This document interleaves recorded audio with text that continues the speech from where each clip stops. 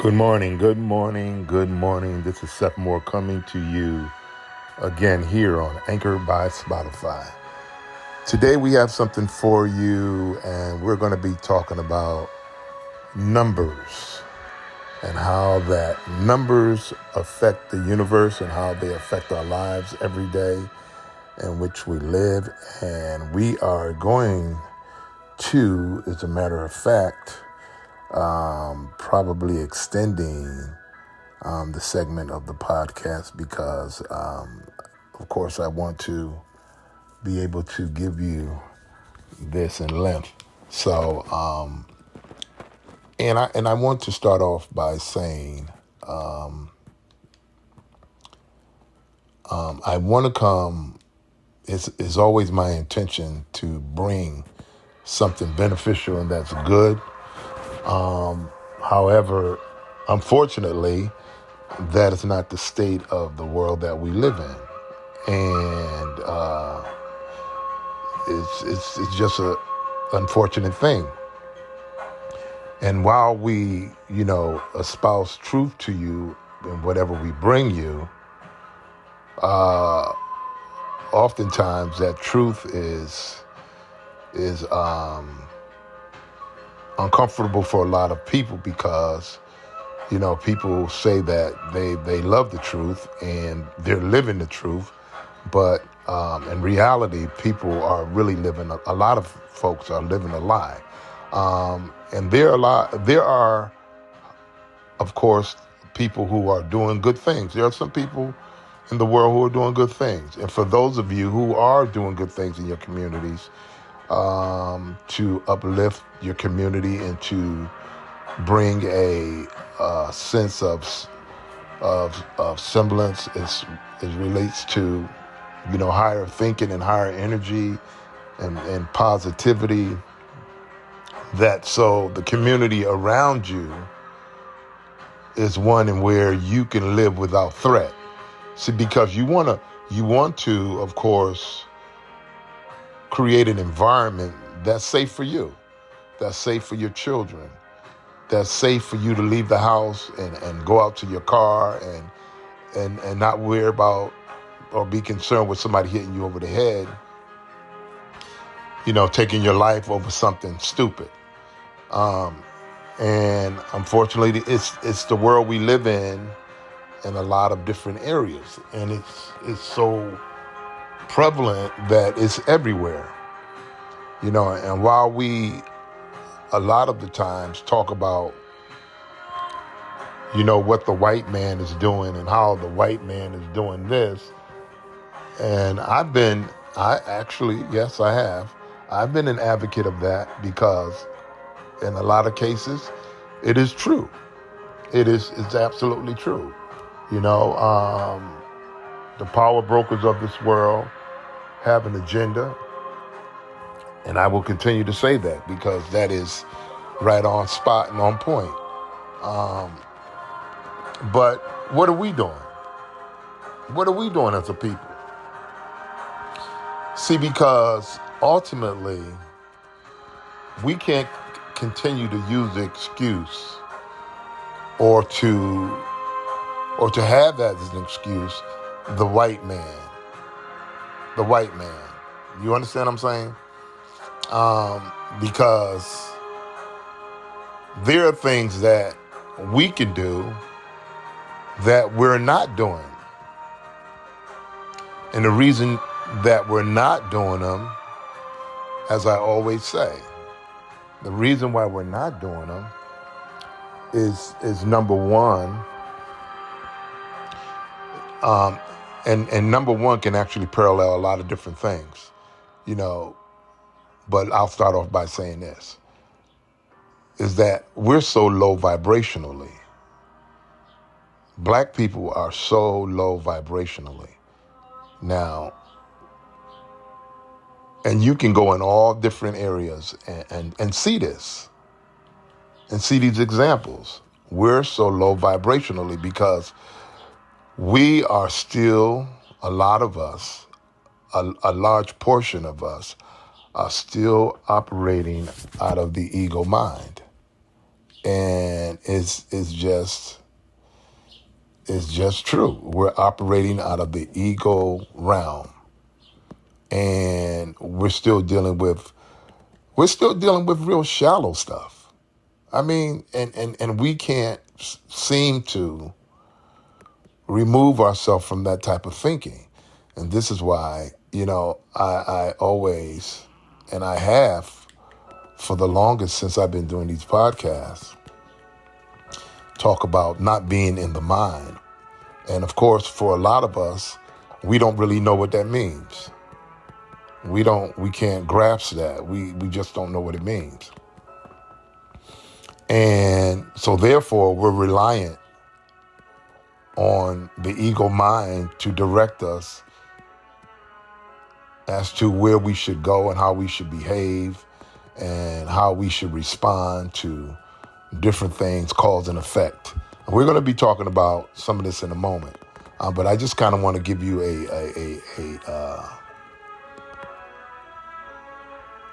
a pre-synopsis, I guess I can say, of what we're going to be doing. But a lot of us are still in the ego mind. We're still jealous. We're still envious. We're still, I can't let you do better than me. I got to shine on you. These are the things that are killing our communities and have killed our communities. We don't have a cohesiveness in our communities. We don't look out for one another.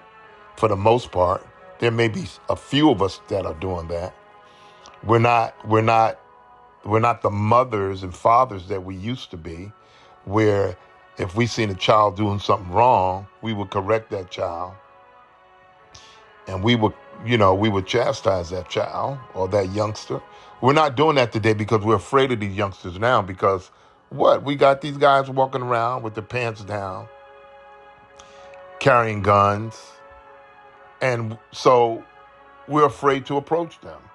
We're afraid to bring any type of discipline or correction because we fear our lives. Okay? And so this is what we're dealing with. Our women, not all, and not all men, but a large majority of our women are on display. They're exploiting themselves. I mean, it's just unreal what you see on social media. Women are vain. They're parading around, showing their bodies and their breasts and their buttocks, and I mean, it's terrible.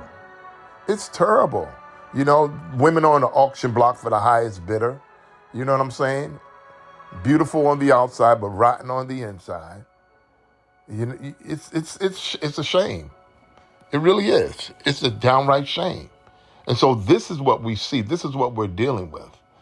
We're dealing with a degrading culture that has made us look real trashy. Made us look real trashy. I mean, it's just so pejorative that it's just. You shake your head. You really do. You say, is this the best that we have to offer? Is this the best that we have to offer in our communities? This is what young girls are seeing. This is what young men who are coming up are seeing. They're seeing brothers walking around with their pants hanging off their ass, want to be gangsters. What is that? I mean, what really is that? Then we got, we have the rap, and the rap have sold their souls because they can't rap about anything positive because their handlers are telling them you can't talk about anything that's going to uplift your people. But if you're talking about bitches and hoes and, shoot up the neighborhood, yeah, we'll promote that. Yeah, because it is our plight to destroy you anyway. Because you're a threat to us. We know where you come from, so we have to get you to destroy yourself. We have to get you to implode within yourself and within your communities. And that's what we promote. Okay. But we're going to talk about some numbers, and we're going to talk about some principles as we did before. And you have to ask yourself, is there any hope for us? I mean, is there any hope for us? Now, you can look around and you can see, I guess in small pockets, as I often say, some positive things that are happening. But it's not nearly enough. When are we going to come together as communities, as men, as black men, as black women? When are we going to create? When are we going to be able to create a census that we put together programs and things that we are doing to uplift ourselves collectively, where we, where we begin to build, where we really begin to build something meaningful that is going to leave legacy for generations. Excuse me. For generations. See, because it's not what you leave your kids behind, although that matters too, but it's what you leave in them. As oral traditions, as traditions of learning, traditions of creating,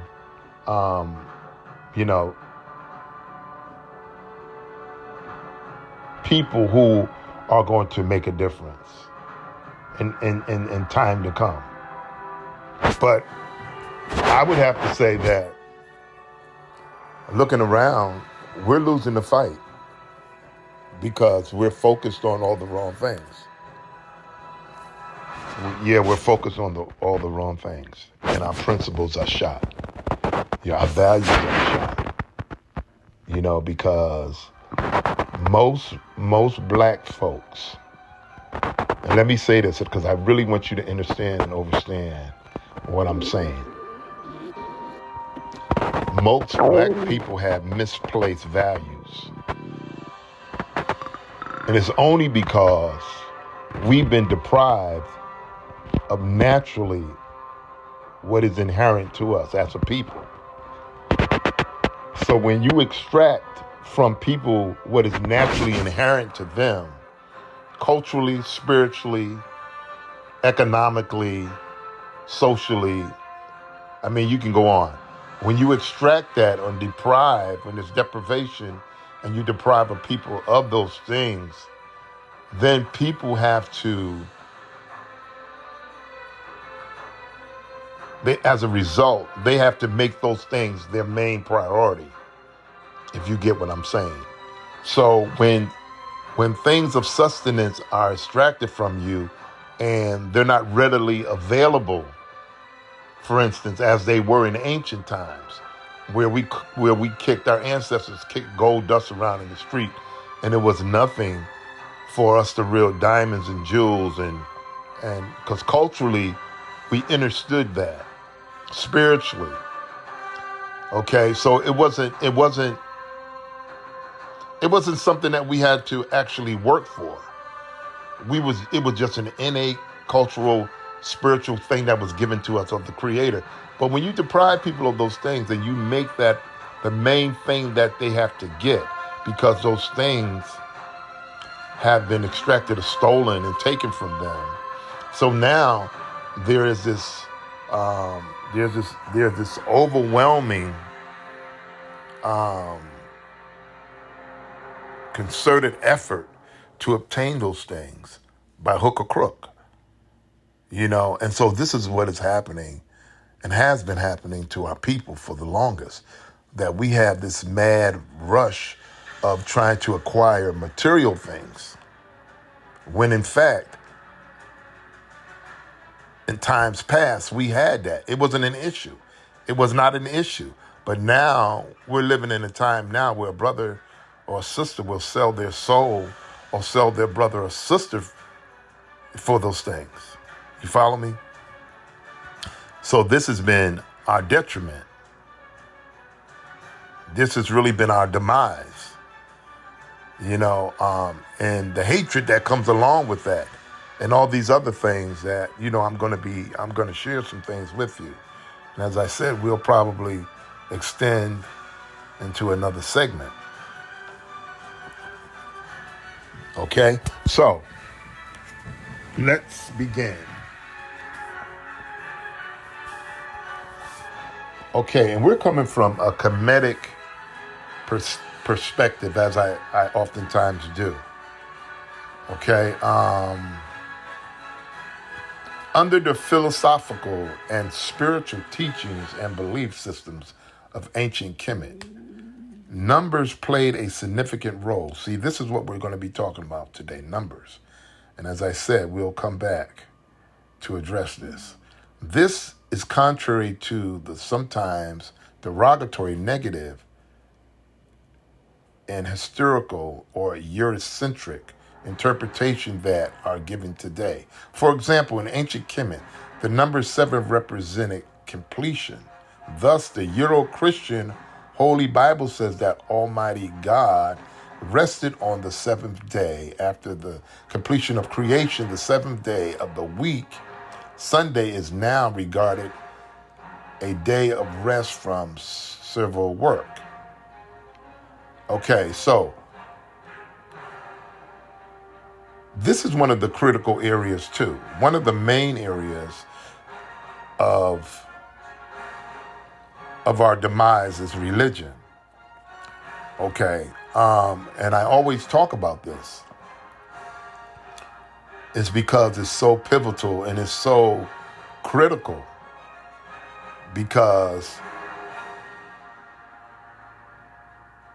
as I always say, that Christianity and all other religions have come out of the Kemetic mystery systems. And while in fact it is, for lack of a better word, a black spiritual system, vocation, as it were, it was taken and, misused.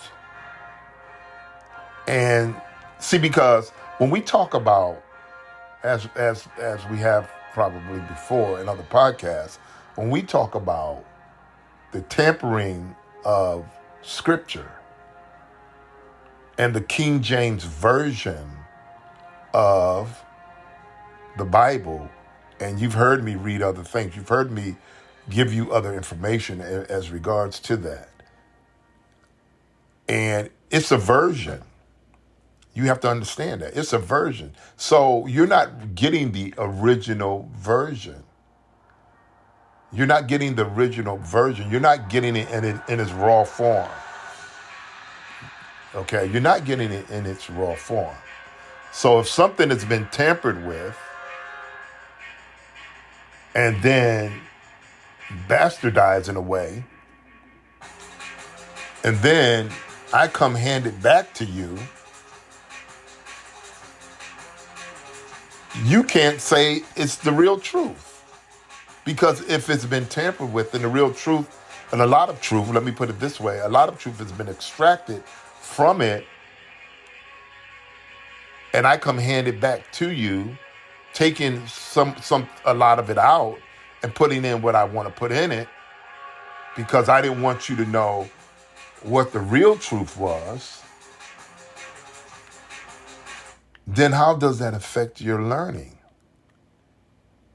It affects your learning drastically, because you're not giving the whole truth. You have to make common and spiritual sense out of things. So if I've given you a version of something, but I haven't given you the actual truth of it, but you just have a version, then you're not receiving the whole truth. Okay? You're not receiving the whole truth. You just think that you're receiving the truth. But if you really don't know, you don't know. And that's of course when learning has to come in. That's when study has to come in. Because you have people standing before you all the time, giving you a version of the truth. And I know it's hard to pull away because that spirit that comes along with it. And you actually think that is a spirit of so-called God. But that's not the spirit of God. It's the spirit of deception. It's the spirit of bondage. It's the spirit of the Antichrist. And just because you feel a spirit doesn't mean that it's God, the Creator's spirit. Okay? It doesn't mean that it's the Creator's spirit just because you feel a spirit. Because you haven't questioned what it is you're feeling. But you just say, well, I just know it's God. You know how we do. I just know that's God. That's ignorance. That's ignorance without proper research. That's ignorance without proper delving into the original truth. See, because you have to understand overstand that I can't stress this enough, y'all, all religions come out of Kemetic theology. Now, a lot of you, and I've said this many times before, they served other gods, they did this. Oh my goodness. I'm like, you don't have spiritual insight or intuition as to what Kemetic, and this is why it's really about research and study. That's why you don't even understand what you're dealing with today in terms of Christianity. Because if you did, you wouldn't be in it. They giving you a version of the truth. Okay? You have a version of the truth. I can't put it any plainly than that. Okay, so let's see, because I can find many holes in your vocation and what you're espoused to.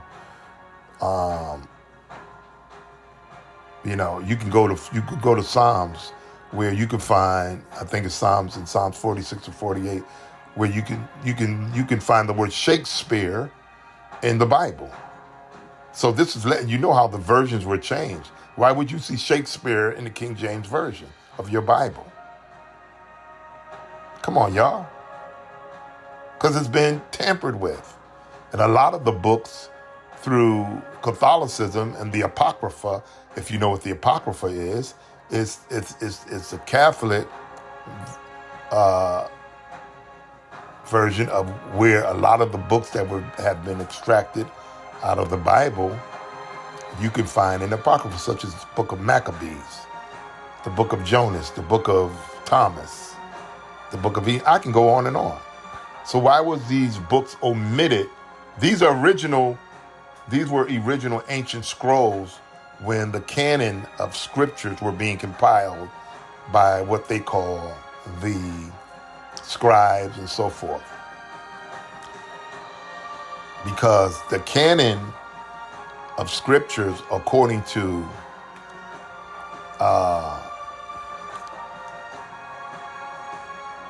those who were deeming scripture holy writ, were the people who sat down and decided which would be canon, which would be canon of scriptures, which would be to them holy scripture or holy writ, or what would be legitimate to comprise the Christian church or Christian literature, for the lack of a better word. Okay, so let us Let us, I'm going to continue here. For example, and I think I read that proportion. Okay. So let us also recall that in ancient Kemet, sun was synonymous with sun. The SON was synonymous with the SUN. So this AD Euro-Christian religious belief concept of the Son of God is nothing but a derivative of the original African Kemetic spiritual belief system. I've said this many times before. The sun represents the sun that you call sun, and Christian religion or dogma represents the Son of God. That's what you call the Son of God, who died on the cross. Now, in Kemetic theology, which, of course, Christianity was borrowed, they're talking about the sun, SUN, the sun Ra, okay, that depicts the sun that goes around, the planets that creates the winter solstice and the equinox. And there's something that they talk about 26,000 years for all the planets to orbit around the sun. And we're going to get into that some more. We'll talk about that as well, and how that this sun represents this Kemetic system of Ra and so forth and so on, where it brings life to the planet, and how this particular sun, SUN, was looked at in terms of not a worship of a god as y'all think it is, but how it depicted a life source and energy, as we talked about before, and principles, okay, and laws in the universe. Okay, so in ancient Kemet, there were also 7 cardinal principles. Virtues of goddess Mayat to achieve human perfectibility. These principles are truth, justice, balance, order, compassion, harmony, and reciprocity. So how many of you guys who are in Christianity practice this? Truth, justice, balance, order, compassion, harmony, and reciprocity. I would say most of you don't. And most of you don't. Because in the very places where you go to worship, think about this. In the very places you go to worship, there's a lot of pride, there's a lot of avarice, there's a lot of narcissism, there's imbalance, there's really no justice. And truth, we're not even going to talk about truth because you're getting half-truths. There's very little harmony, and there is very little reciprocity. In addition, it talks about the Greeks, who were the students of Africans, teachers in ancient Kemetic temples, were giving an education in the 7 liberal arts, which became the prototype for the later Greeks and Romans and current worldwide education systems. These 7 liberal arts courses were grammar, arithmetic, rhetoric, dialectic, geometry, astronomy, and music. In biblical times, there are thus 7 deadly sins of the Bible. Okay, so now let's focus on that for a moment.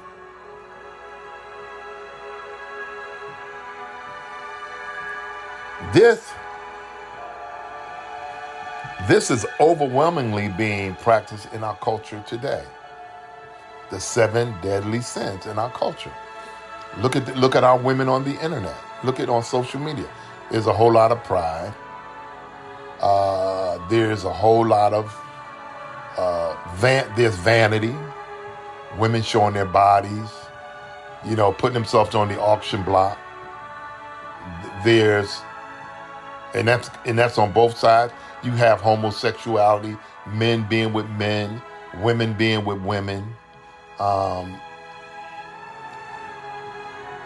there's sloth, okay? There's lust. There's anger, pride, envy, gluttony. Look at obese people that are walking around. They overeat. They're not taking care of themselves, but they're Christians, but they don't even honor their temples. You see what I'm saying? They don't even honor the spirit. They don't even honor the vessel of the creative power or source that lives within them or should live within them, because of course it talks about if you don't honor your temple, how could you expect anything spiritual to dwell within a dirty, rotten temple? Come on, y'all. Really?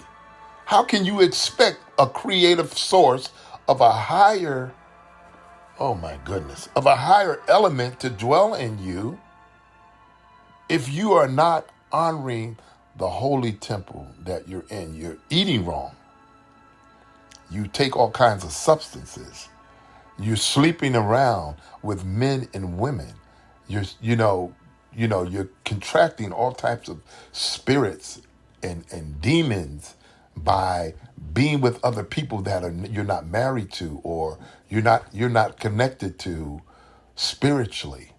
You're not connected to by the Creator spiritually, but you're taking on other spirits and personalities that when you lay down with other people who don't belong to you, when you lay down with these people, okay, when you lay down with these people are bringing you other personalities into your life when they secrete juices in you from other people. Think about how nasty that is. Somebody goes and ejaculates in someone else, and then they bring it to you, or vice versa. And you're doing all kinds of dastardly things and putting your mouth and on parts of people's bodies that other people have been with. This is what you're doing. This is what you're dealing with. And you never take into account this type of debauchery and sin that you're indulging in every single day. But then you go to church and you say that God is with you. God is with you. Really? You are full of demons. You are full of lies. You are just a liar. And then you could walk around with hate. You walk around with hate. You walk around with envy. You walk around with jealousy. You walk around with pride and anger and greed. In greed, you will sell your soul. You will sell your brother or your sister out for $1. But then you say that you're a Christian. You're a Christian, you're right. Because in the Greek, Christian means poor fella. You're a poor fella. There is also the 7-pointed star, where all 7 points are equidistant, radiating 7 currents of force that represent 7 principles of human existence. This ancient African belief system gave rise to the 7 Hermetic principles, which are the foundation of Hermetic philosophy. These principles are the principles of mentalism, the principle of correspondence, the principle of vibration, as we often talk about, the principle of polarity, the principle of rhythm, the principles of cause and effect, and the principle of gender. Hence, it needs occasion no great surprise that in 1965, an African-American professor, Dr. Malana Karinga, created the African Center celebration of Kwanzaa based on the doctrine of Kwanzaa, or doctrine of Kawaida. This Nguzo Zaba Kwanzaa celebration lasts for 7 days from the 26th of December to 1 January. Its primary reason, and it talks about this. And so basically what it's talking about is how these 7 principles, for those of you who know them, a lot of you probably, of course, who keep Kwanzaa, you know them. All of these principles are coming out of the Kemetic mystery systems, Umoja,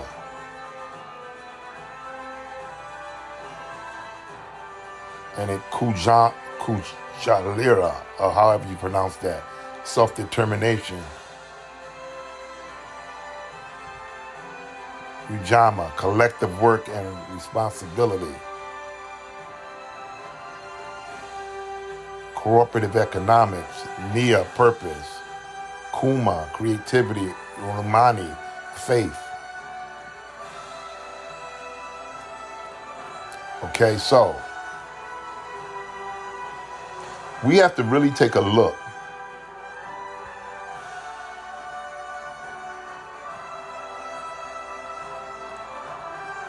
We have to really take a look at ourselves.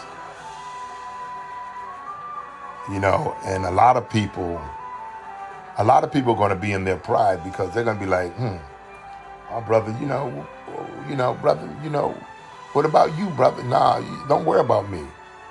See, this is one of the things. You're focused on me when you should be focused on you.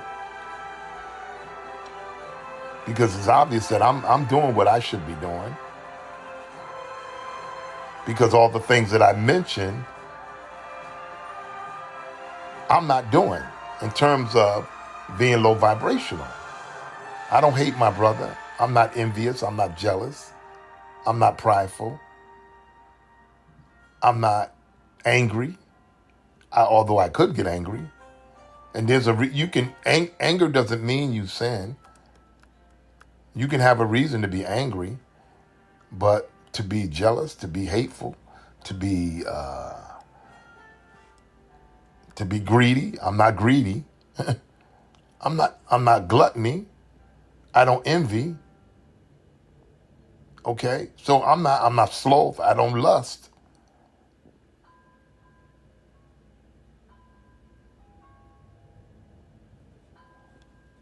I desire, but I don't lust. Okay, so now, these things, and somebody's saying, I hear you. Oh, so you think you perfect then? That's what it's all about. It's about reaching a perfection. It's about reaching a perfection spiritually. And you can do that. You can do that. That can be attained. See, you've been told that you can't. And so because in your ego mind, you've been told that you can't. And so therefore you don't aspire to.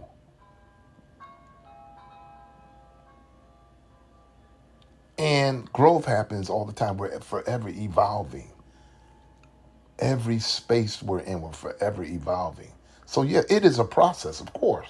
It is a process.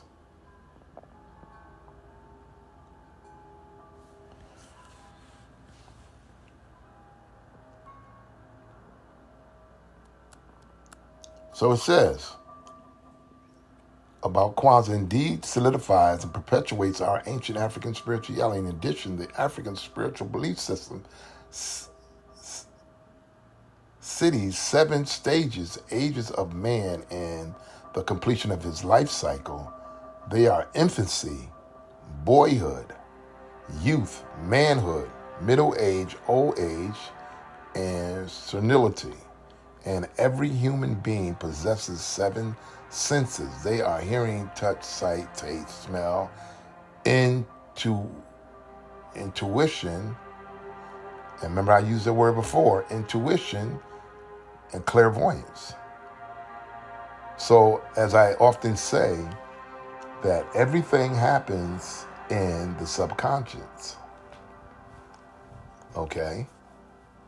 And it is your intuition that allows you, or should cause you, to make spiritual decisions.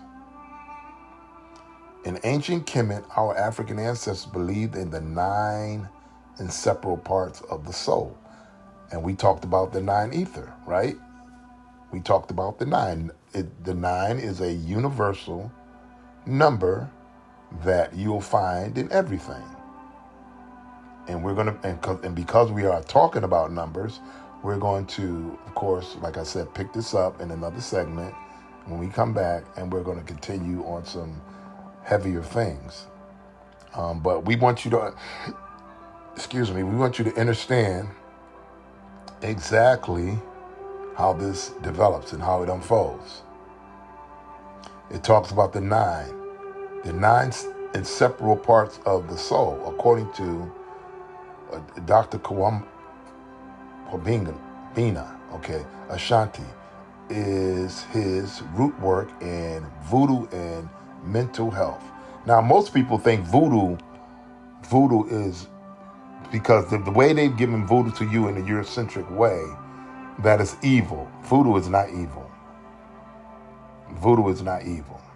And because some of you may have seen Haitians, when they're doing voodoo rituals and they're dancing around and people looking like they're, some of you probably say, oh man, come on, man. Them people are possessed with demons, and they want you to, so it ain't no more possessed than you are with what you're doing in the church. Hello. Okay. So don't do that.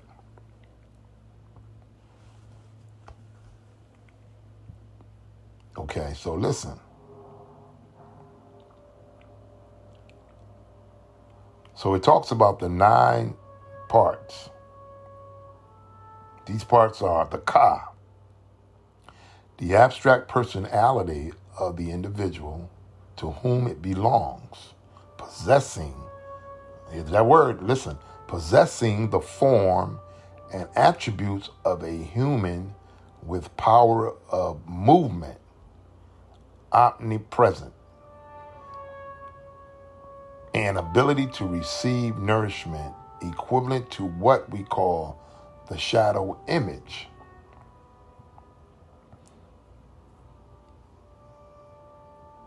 Two, the Ka, the mortal concrete personality, the physical body. 3, the Ba, like they say, the Ka and the Ba, one is spirit, one is personality, or one is soul. The heart, soul, which lives in the Ka, and sometimes besides it to supply the Ka with food and air, capable of metamorphosis. Okay, now we just did a podcast on spiritual metamorphosis. See, so everything that I'm saying to you is reticent to everything I've already said. Okay, so this metamorphosis that actually takes shape when, of course, you leave the ego mind out of the equation and you begin to take on the 9 ether.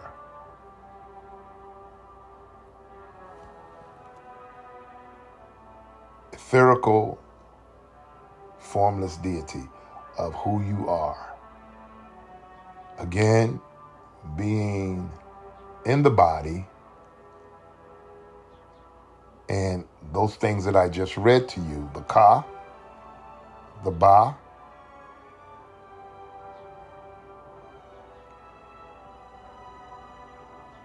the heart soul which lives in the Ka, and sometimes besides it to supply the Ka with the food and air to nourish the spirit, okay? Because you need food and air, right? Compatible of metamorphosis.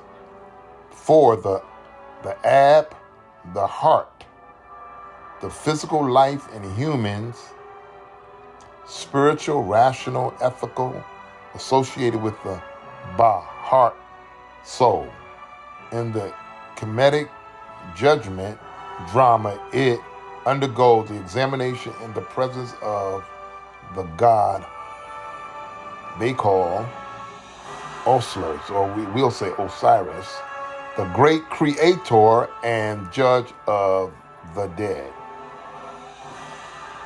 And see, the metamorphosis, as you should know, is the transmutation spiritually, because, mind you, you have been so, how can I put this? You have been so paid, let me put it this way. You have been so paid that your life in which your existence, your being is only relevant in this life. So a lot of us are running around trying to suck up all the oxygen we can, along with all this other stuff that's going to perish, because you don't really, spiritually, you don't really believe, or you can't even fathom a life beyond where you are now. You can't even fathom that spiritually. You can't fathom it. This is how messed up they got you.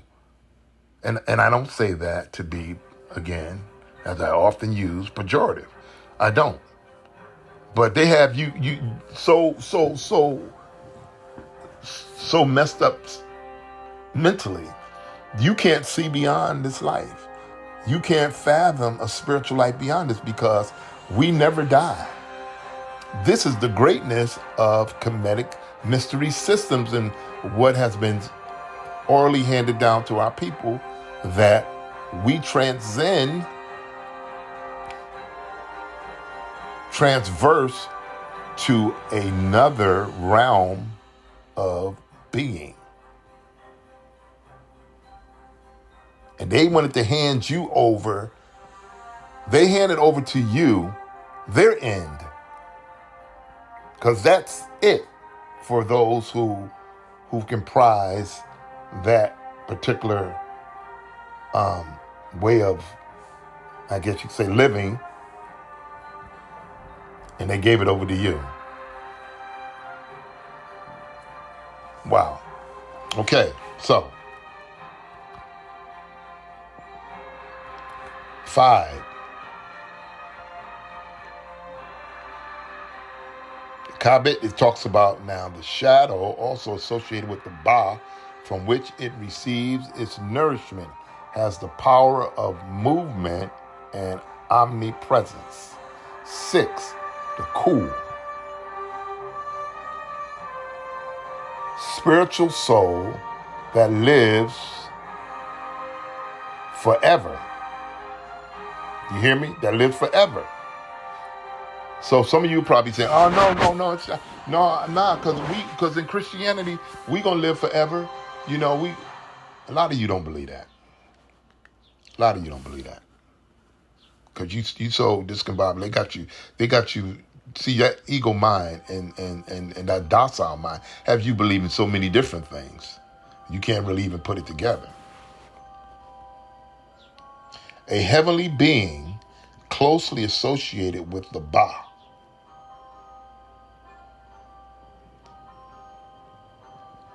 And 7, the Sahu, the spiritual body in which the Ku, or spiritual soul, dwells.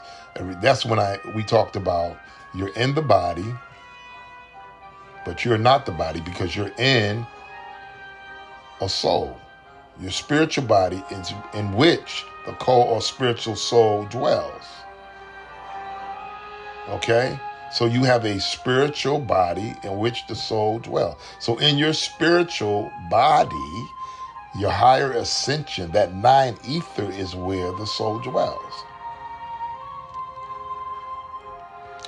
The moral nature of mental and spiritual qualities is united to form new powers that man has the choice to use for good or evil.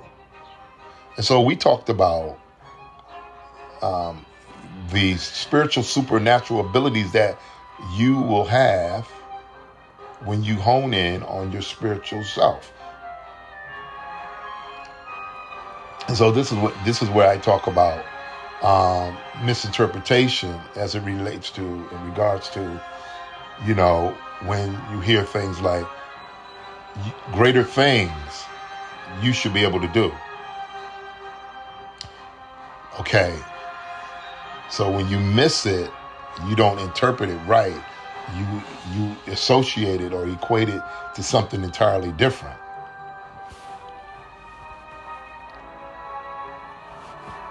Okay. So let us do this. We're going to stop for just a moment. And as I said, we have another segment coming, so we're going to come right back and we're going to pick it up.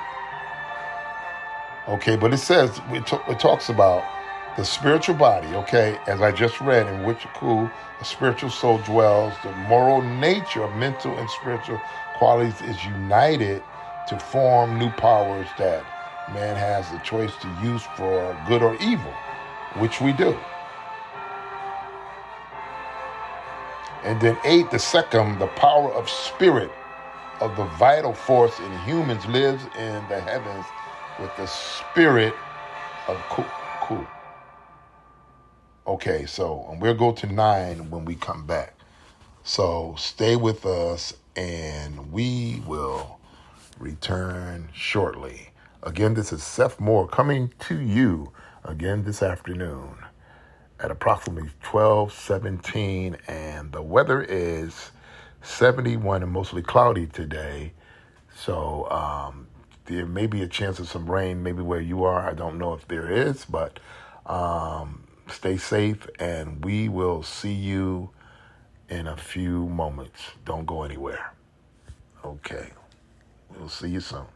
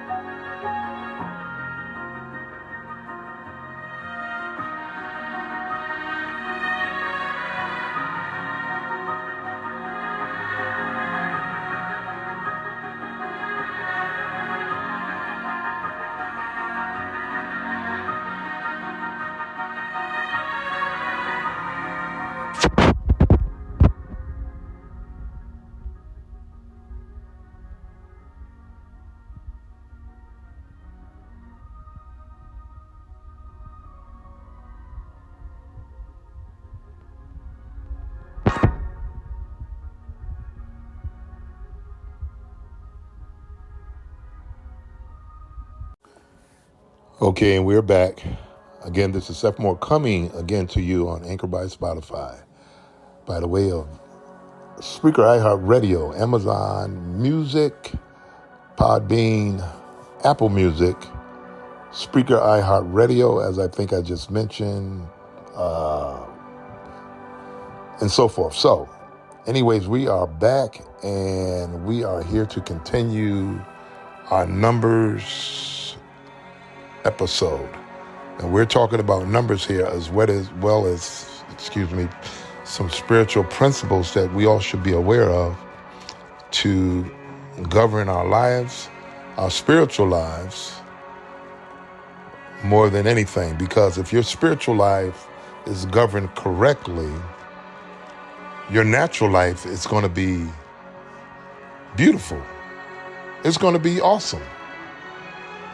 And see, I had to come into this understanding over time.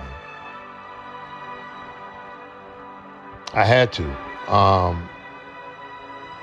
I had to. I really had to, because I was around a lot of low vibrational stuff that caused me to behave in certain ways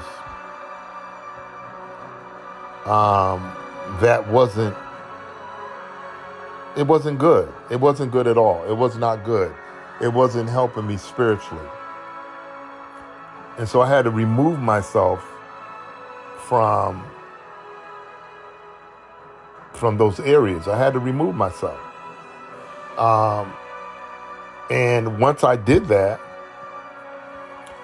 my whole life changed. My whole life changed. See, because, and don't take this for someone who doesn't operate out of common sense. Don't get it twisted. Please don't. But I had to remove myself from those low vibrational frequencies and people who are operating in a realm of what I just read to you. They're operating out of the 7 senses: touch, feel, hear, taste, see, all those things. They're operating out of those 7 senses: hearing, touch, sight, taste, smell. And when you talk about intuition and clairvoyance, there may be some that are missing. Okay? See, because when you're living out of a carnal existence, that's all you can espouse to. That's all you see. That's all you see. And so you may have a pseudo religious experience where you think, you're being spiritual, but you're really not. You're really not. And a lot of it is because you don't understand or understand. That's really what it is. It may be because not that you don't want to, you just don't know how to. And so this is why these lessons are important, so that you can learn how to.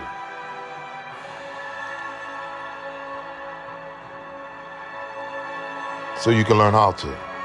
Okay. So here we go. We're going to continue.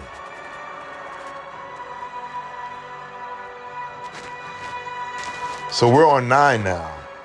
And as we already know, this 9 number is an essential number in the universe and in our dwelling, in our existing, and so forth.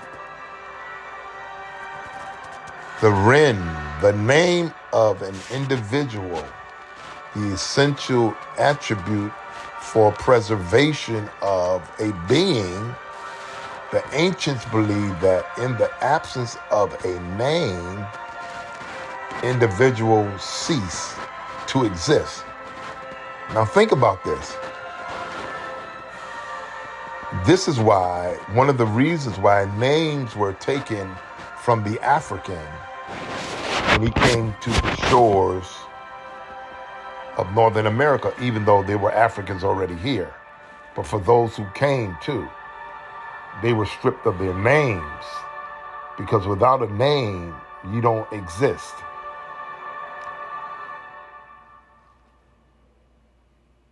the quality of a name, therefore, was very important. It's very important. In addition, comedians were also the first to identify the gods of order and arrangement in the universe. This Ennead of ancient Kemet consisted of 9 gods. They are, and we've been over this, Shu, the god of air; Tefnut, the goddess of moisture; Geb, the god of earth; and Nut, the goddess of the sky, universe. These gods gave birth to Osiris, the god of omnipotence and omniscience; Isis, the wife of Osiris, the female principle. And so the Greeks gave a lot of names to the gods of Kemet. Okay?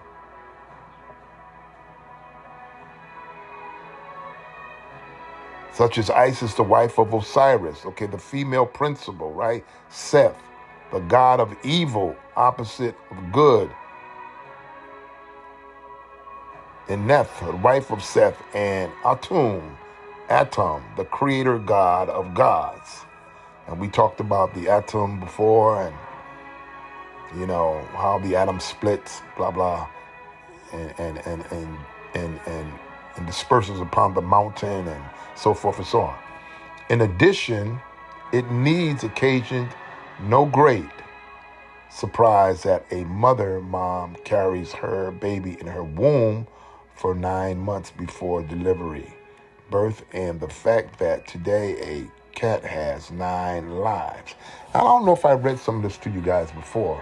Maybe I did. There were also 9 cardinal principles of righteousness, or being right in ancient Kemet. They were as follows: right intentions. Now listen, because we're still talking about numbers here. Right intentions, right thought. And so this is why, again, when you're in the ego mind, you don't have right thoughts. Right speech, what comes out of your mouth. You say things that harm you by things that you say. Don't you know that in the English language, I'll drop some more jewels on you. Don't you know that in the English language that words were used for trickery and spells? I think I may have mentioned this before. Words were used as spells, just like it's not good to say good morning. You know what mourning means? Mourning means to mourn, as if a funeral. So we get up and we say good morning. What's good about mourning? There's nothing good about mourning. Okay? And we say have a great weekend. To say weekend means that you get the weakest part, you get the weakest deal, basically you get the weakest end of the deal. You understand what I'm saying? The weakest end, like weekend, you get the weakest end of the deal. So we say things that we don't even understand. So there was trickery in the language that was given to us. Casting spells. Okay, just like I was listening to, and the word gentleman, how that in the English language, a gentleman was meant to refrain from beating his wife because he was being more gentle by just bashing her across the face with an open hand rather than with a fist. So that's where you get the word gentleman from. He was being gentle by hitting her with an open hand rather than pounding her with a closed fist. Another word, hello. Low hell. Low in hell. So it's words that are used that create our demise because we don't understand that the spells that were cast upon us. So it's not. So is it disrespectful to say hey? You say hey. What does the word hey mean? Because what words do you use, brother? You probably say if I can't say hello, if I can't say this, excuse me. So we have to reframe. So I'm learning how to, because you can forget and do these things and be absent from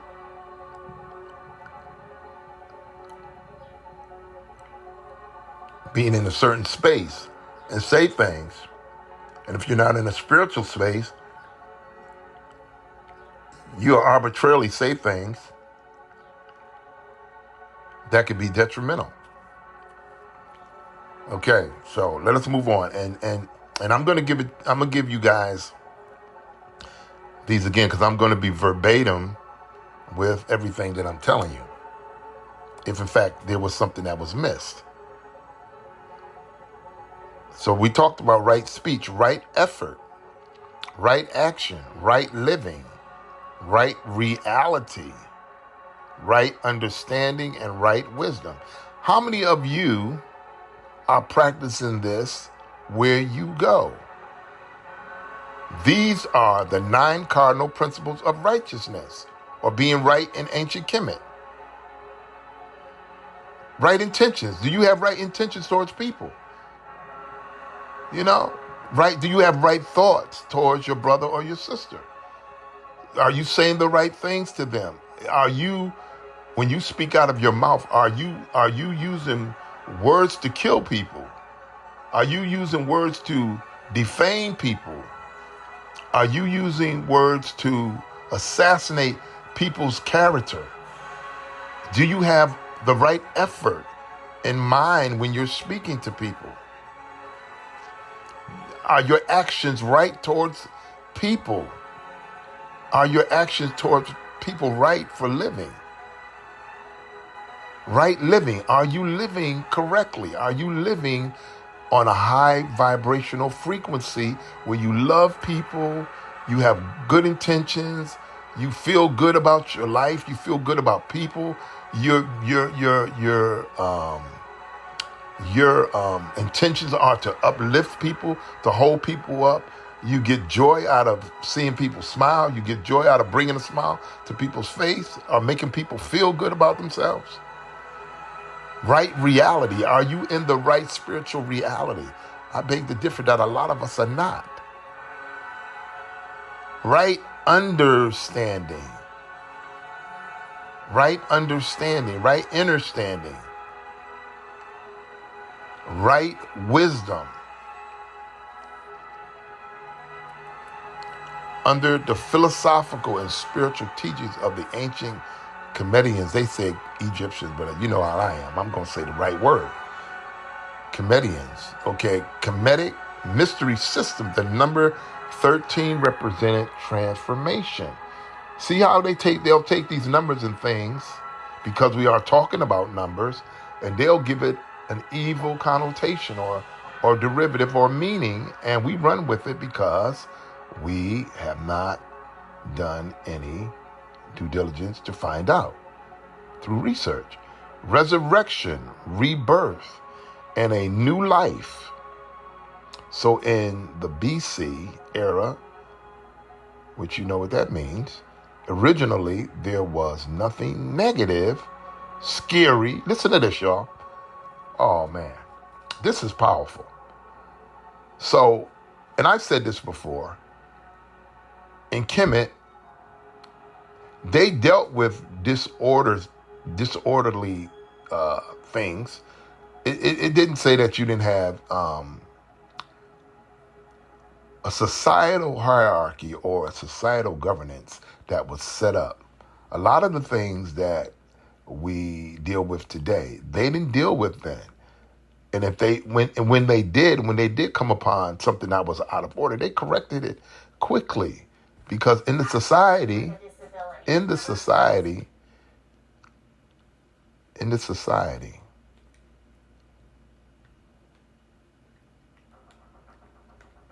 didn't play that. So it was corrected vehemently, very quickly. So listen again, it talks about here, it says, as I just read, the number 13 represented transformation, resurrection, rebirth, and a new life. So in the BC era, originally there was nothing negative, scary, shameful, or unlucky about the number 13. Its use has only been bastardized in today's cynical, ignorant world. Belief systems and modus operandi, you already know that. Furthermore, under the ancient Comedian secret brotherhood, commonly known today as Freemasonry, the number 13 had special meaning and significance with regard to the establishment of complete freedom of worship, governance, social order, and esoteric philosophy. And it was said before to you guys how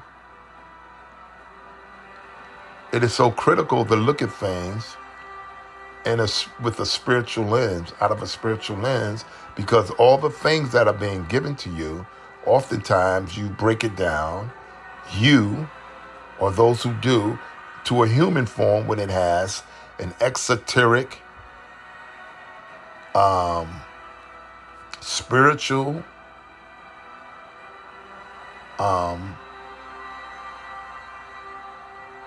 what am I trying to say? Obviously, it does have an esoteric, spiritual, spiritual algorithms that are connected to it, and we miss it because we don't get it spiritually.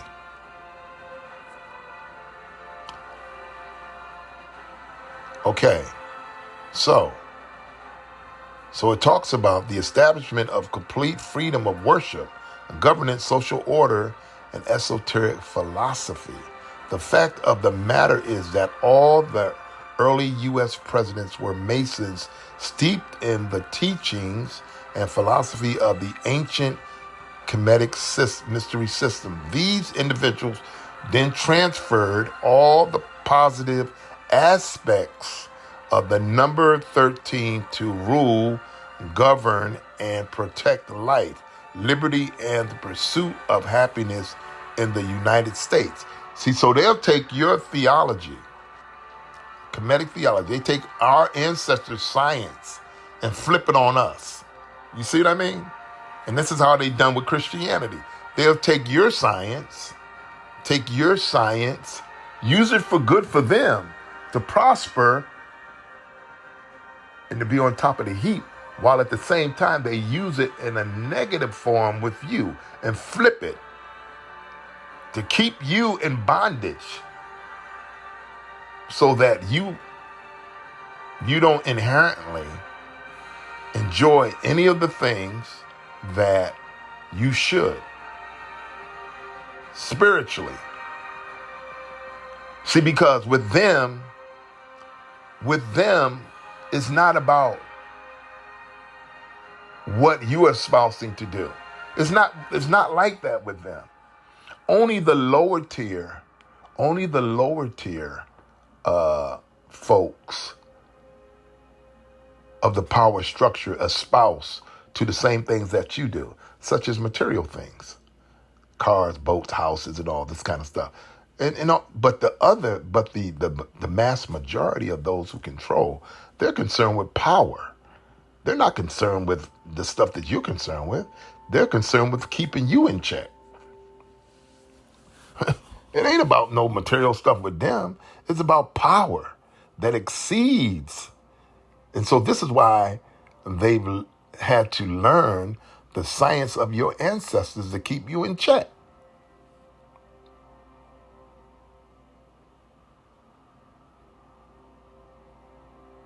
And as I just read, these individuals, I will read again, then transferred all the positive aspects of the number 13 to rule, govern, and protect life, liberty, and the pursuit of happiness in the United States. For who? Not for you. The pursuit of happiness, not for you. Of course, because you're pulling teeth and doing everything that you can to obtain what they call the American dream by hook or crook. When it wasn't that way, they kind of waltzed right into it after they done took everything. You know, they learned what your ancestors knew and took it and flipped it against you. First, when the U.S. Constitution was signed on September 1787, 13 out of the 40 signatories were Freemasons. Second, the independence of United States falls on July 4th. Okay, this is another farce lie. 1776. This date was timed by Masonic founding fathers to coincide with the astrological sign of Cancer, which also ruled ancient Kemet. Now, the 4th of July follows exactly 13 days after the sun enters the sign of Cancer during the summer solstice beginning 21 June and 4th of July. Thus, the United States was founded on ancient Kemetic spiritual principles and belief. In the year 1776, we have 7 plus 6, which makes 13. See, we're talking about numbers here.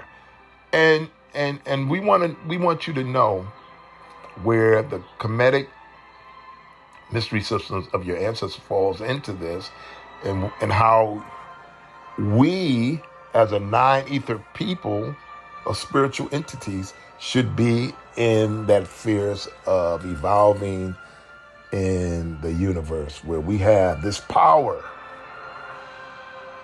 Because as of right now, we don't harness the power that has been stolen from us because we have an idiom of people who've extracted that power to use against us.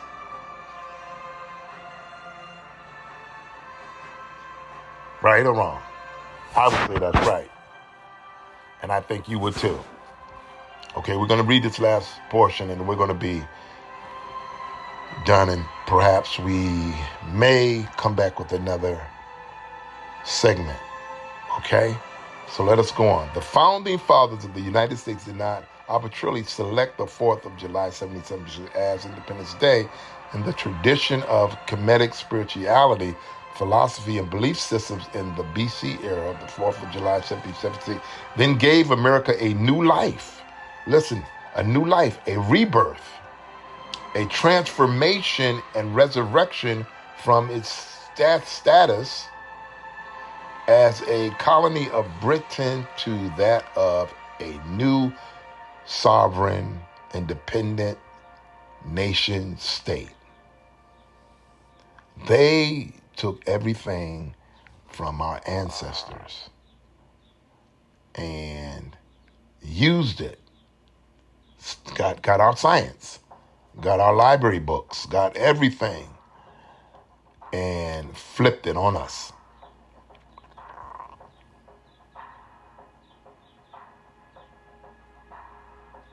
On the whole, then, Masonic lodges based on the principles, concepts, and belief system of number 13 were introduced in American colonies in 1738. The Boston Masons organized the Boston Tea Party at the Green Dragon Tavern, described by Daniel Webster as the headquarters of the American Revolution. And you know who Daniel Webster is, right? When you open up a dictionary, okay?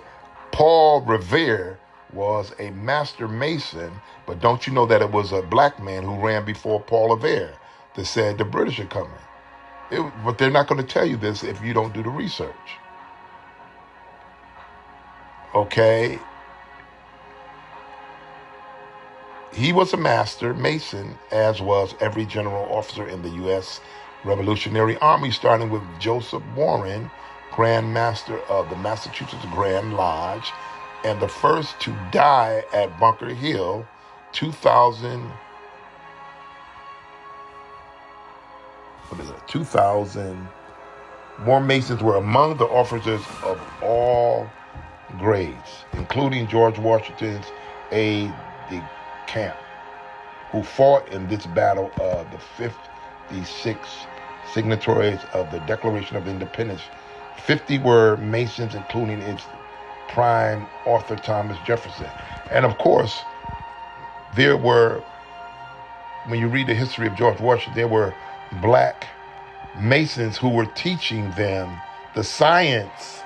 Because when you look at the picture of George Washington and you see the black Moor who has an apron around him, he was teaching George Washington the principles of Kemetic mystery systems.